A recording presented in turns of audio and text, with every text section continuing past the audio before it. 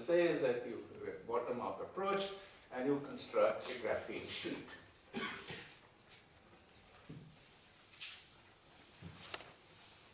Actually, a collection of, see, I have, in fact, it's also a 6-membered hexagon, and you have collection of 6-membered hexagons of carbon atoms. So let me try to draw them carefully.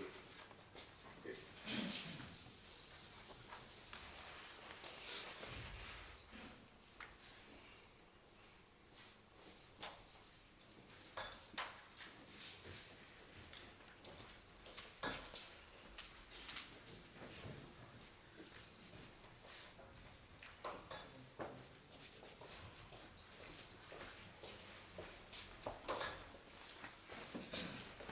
I should flip my notes now.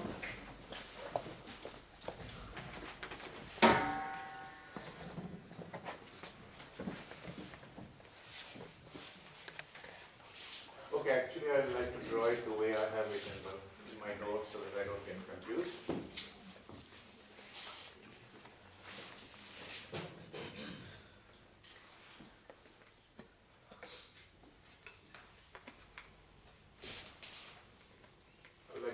Just rotate the same diagram. Sorry.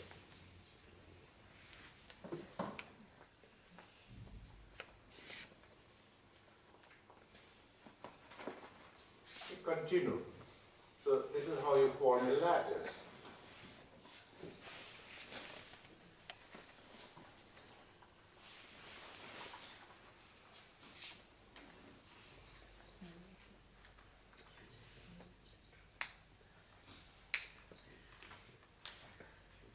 Okay. Now, so every hexagon has 6 carbon atoms. It's like benzene, right? Benzene is what? Benzene is the chemical formula is C6H6, right? I'm a physicist, so I have to learn all this. You guys, people know it from your high school, right? Okay. So I will use a color code. You can easily see that. So if you put in alternate, so let me give this color yellow. This is yellow, an alternate one. This is yellow. This is yellow. This is yellow. This is yellow. That's yellow. And these will cause orange. The reason being, you'll see it momentarily. Well, not really orange, but red. So what you have, if you join the yellow dots, you find a triangle. You join the yellow dots, you get a triangle.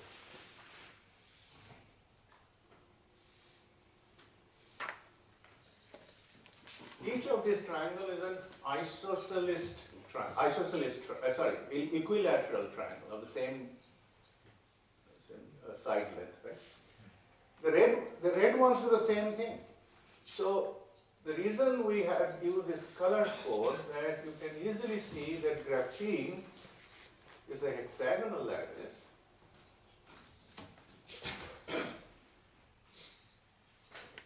So let me just write down what I have in my notes here so that I want to go very slow. So we have, so graphene is derived out of graphite.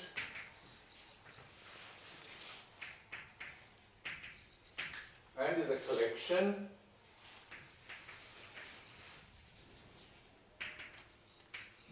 of two-dimensional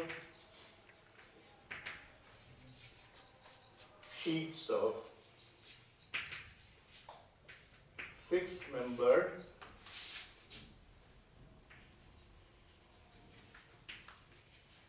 rings of sp2.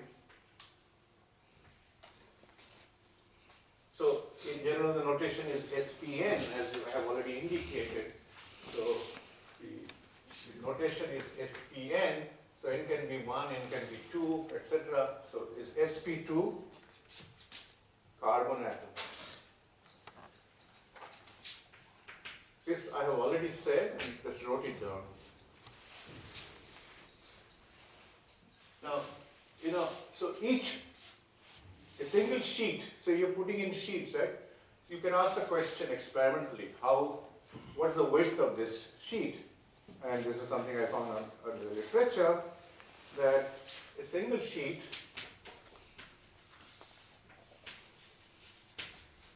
has a width of about 4 angstrom. Now what is 4 angstrom? This is 0.4 nanometer. So if you have any experimental probe which doesn't really see things within 0.4 nanometer, right? Like X-ray wavelength is of the order of 2 angstrom or 3 angstrom. So then you find that you essentially have a two-dimensional material, right? Because you're not able to distinguish the thickness of the atom. So therefore the interlayer distance is much, much larger than the thickness of this layer. And so it's a two-dimensional material, very experimentally almost ideal two-dimensional material. And if I have two dimension, then of course I've lost my translational symmetry in the direction going perpendicular to the sheet. So therefore graphene is considered to be a nanomaterial, because in this direction, in the Z direction, though not in the XY direction, mind you, not in the XY direction, in this direction the system is of nano size, and so it's a classic nanomaterial, and exotic phenomena that happen in physics and chemistry of two-dimensional materials will going to occur in graphene. So as you can see, graphene is a two-dimensional zero mass Dirac fermionic system, and you'll see that all properties that actually physicists worried about in relativistic quantum mechanics of Dirac theory are now going to be in the laboratory of any of my distinguished colleagues here, Vipul Pal, Mishro, Pudit Patua, Sharan Bhattacharya.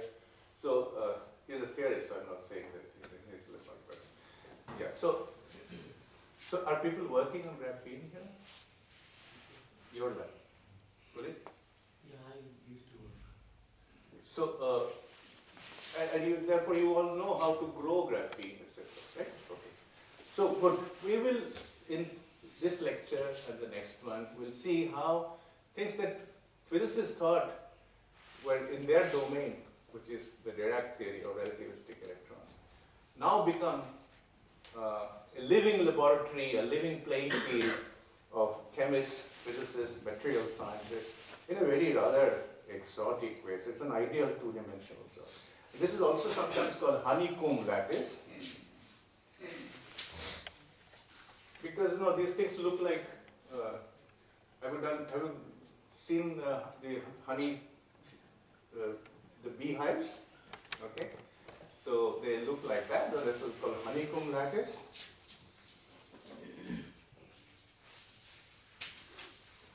And so as we've already discussed, you can see there are two interpenetrating triangular lattices.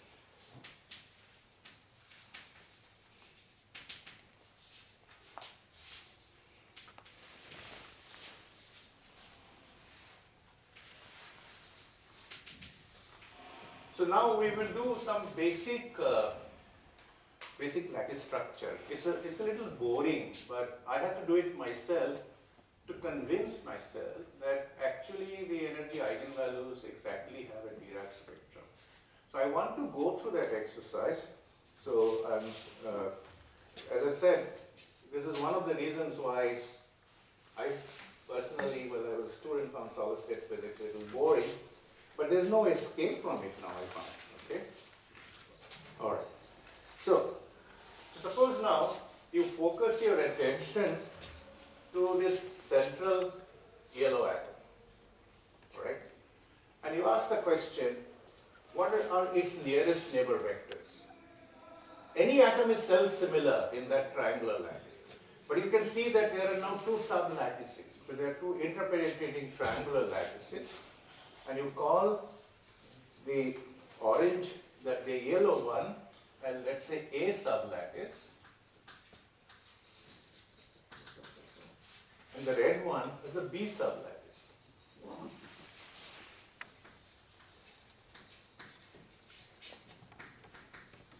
So what did we say here? That you see what is going to happen is that if a carbon atom in the A sublattice is of course is in talking terms, is holding the hand of a red atom in the B sublattice, will be therefore sp2 hybridized, and then wave functions would overlap, and that's how bonding takes place. So there's electron sharing. This carbon is going to share the electron in the valence band or valence states with the other electrons, and that's why the solid is formed, right? That's why you have a lower energy state. Okay. So you have A sublattice B.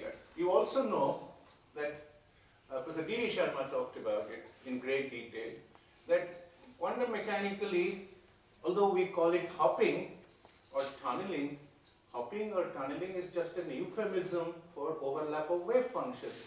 So if the overlap of wave functions occur, then you say that an electron can jump or tunnel. Again, jumping is an euphemism because everything is dynamic in quantum mechanics. You cannot, if you localize a position, its momentum becomes uncertain. It's the Heisenberg uncertainty principle. The physical reason being that nothing is localizable. It's like a wave, the particle wave duality principle. So the wave, and so therefore the hopping means actually overlap between two different sites.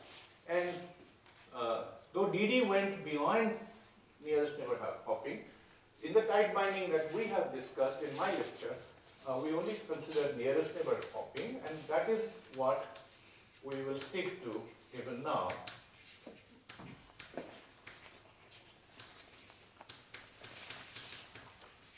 So, from this central atom, its nearest neighbors, however, are red atoms, as you can see. Right? These are the nearest neighbors. So, an electron can jump, I'll use that language, from an occupied state in the A sublattice to an unoccupied state in the B sublattice over nearest neighbor distance. So, let me call these nearest neighbor vectors as one, I'll call delta 1. I'm being careful in using my colored combinations. So this is what you call delta 2, and this is delta 3. So these are my nearest neighbor vectors, but they are not necessarily the lattice vectors. So we'll introduce a lattice vector, so the fundamental basic lattice vectors.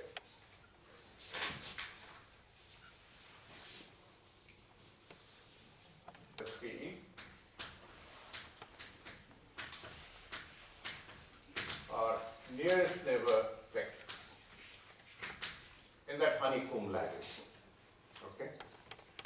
Now, so suppose I now focus on the yellow sublattice, and I want to consider what are its basis vectors, and you can see that the yellow sublattice is a basic vector. I go from this yellow to the nearest yellow. So this is an equilateral triangle, and everything is now in two dimensions. The delta 1, delta 2, delta 3, although there are three vectors, they are lying in the plane of the board, and I'll call that the xy plane. Okay. And so the axis coming out of the board is your z-axis. So everything is two-dimensional so far. Every vector is two-dimensional. As you can see, delta 1, delta 2, delta 3 also are. And the two basis vectors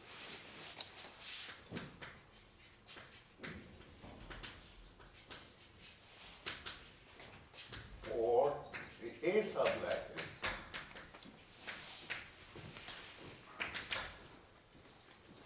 will be then this vector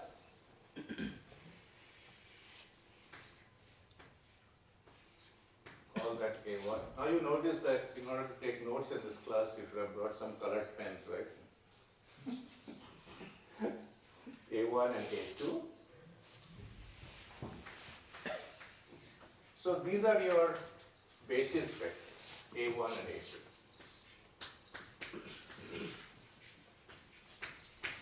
let's do some simple geometry to find out what these A1, A2 vectors are.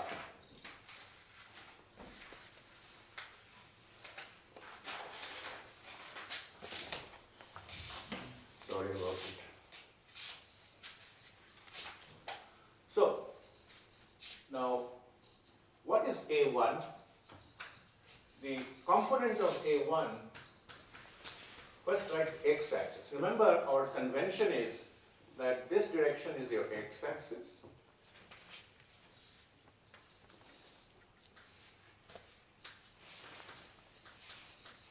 See, normally I continue to use my right-handed coordinate system, but since I can't draw three axes in the same plane, so basically now Z is coming out of the board, and so I have rotated this. X has become like this, and Y has gone like this. So this is my X and Y axis, right? Okay. So A1 of X is 1. Now you try to calculate. So the way you do this is, let me just be a little careful about this. Yeah. So I should also at this stage introduce what is the fundamental lattice constant for this material. And that has a certain value over here, right? So the distance between yellow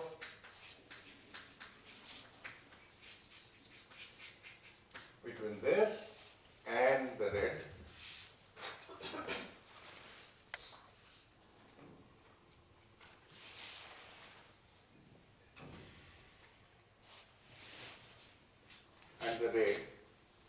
is your A. And what is A for graphene? A is about 1.42 angstrom. And 1.42 angstrom is 0.14 nanometer. Okay. Earlier we have said what is the thickness of the sheet, each carbon sheet is 0.4 nanometer. This is the fundamental lattice constant, this one. So you're really working in nanoscience now. And so A1 of X, the assertion is that it is equal to, and we will show it why. It's A by 2 plus A. Why? Because it's the x-axis. So you take this projection, and the point is that, let me see, can you already see that this is, yeah. You can see it here, that this, so this is this total length is the x component of the A1 vector. Okay? Right? Actually, I had to struggle with it, so it's not, sometimes you get confused, but maybe it's my age, but you may figure it out faster. So this distance is, that little distance, I've dropped a dashed line, this plus that. Okay? What is this? This is nothing but the distance between the red and the yellow, correct? So that's A, and this is simply A by 2. So that is what I have written down. So that's equal to 3A by 2. What about A1Y? Its Y component will be this much, and that's simply, so what is this much? This much would be, how do I figure that out? Huh? No, it's not A by 2, because the distance between two yellow is not A. Distance between, that's why you have to be careful. Distance between yellow and the red is A. So it's actually, the assertion is that it's going to be square root 3 by 2A.